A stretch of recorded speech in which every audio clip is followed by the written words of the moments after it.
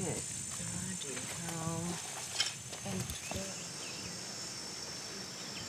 I think this place is a summation of what went really wrong with the foundation and the development project.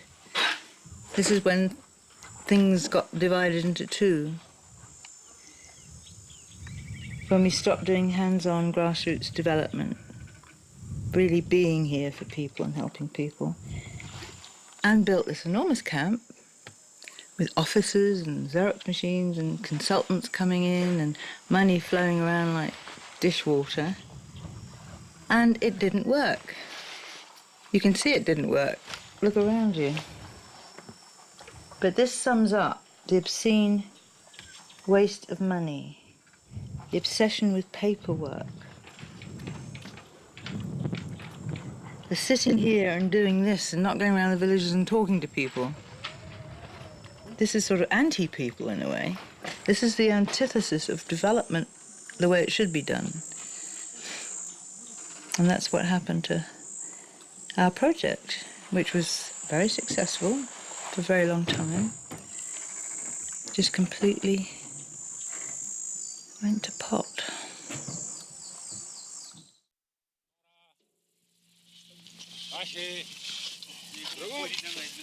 Work to develop your ngore and the foundation will lift you.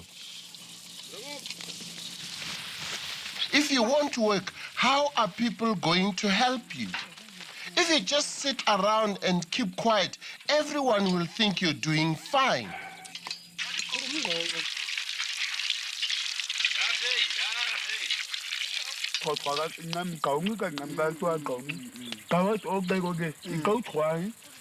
Try to understand where you're doing things right or wrong. Then someone can show you how to do things better.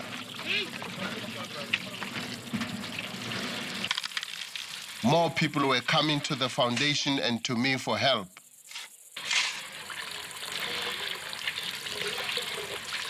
Adrian showed them how to make gardens.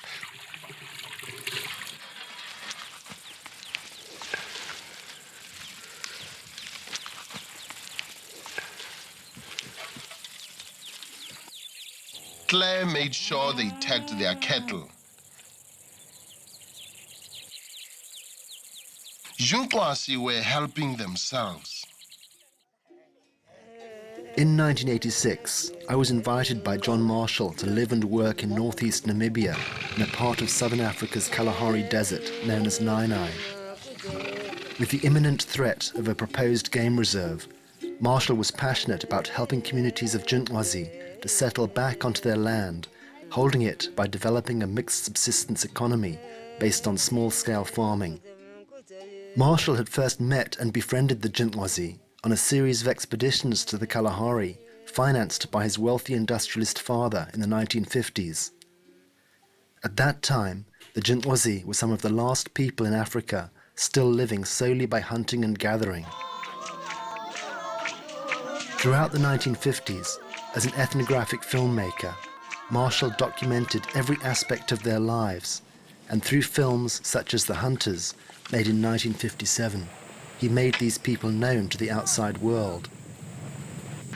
His filmmaking in Nyae-Nyae continued for the rest of his life, culminating in his epic 5-part series, A Kalahari Family, which documents the changes in the lives of the Junkwasi over a 50-year period. All archival footage shown in this film is taken from this film series. In the 1960s, at the invitation of the first government commissioner, the Junkwasi had voted with their feet and left their precarious hunting and gathering existence, moving to the newly established government settlement at Chumkwe, to what they had hoped would be a better life. However, alcohol-fueled violence and despair soon started destroying their lives. When Marshall was allowed to return to Namibia in the late 1970s, he found people's lives devastated. In 1980, he and fellow documentary filmmaker Claire Ritchie conducted a demographic survey in Chumkwe and discovered that people were dying faster than babies were being born. People were literally dying out. With funds from Marshall's inheritance, they established a grassroots hands-on development foundation in the 1980s to help people resettle onto their land. With help from the newly established foundation, family farms were established based on Ngore ownership. And Ngore was an area of land through which individuals had traditionally inherited rights to gather bush food. It was hoped that people would survive and prosper through development of a mixed subsistence economy consisting of gardens, some livestock farming and the sale of crafts. In 1987, when I first came to live in the Kalahari with Claire and John at a place called Gaucha, Nyae named me Nyae-Nyae after her own firstborn. She called me her son, and soon I felt I too had become part of a Jintwa family. John, Claire, myself and other foundation staff worked to encourage people in their farming efforts. We began to receive small-scale funding from European donor agencies such as Oxfam and spent each day immersed in the lives of the communities. Despite many problems, the outlook for the Jintwazi seemed bright in the late 1980s.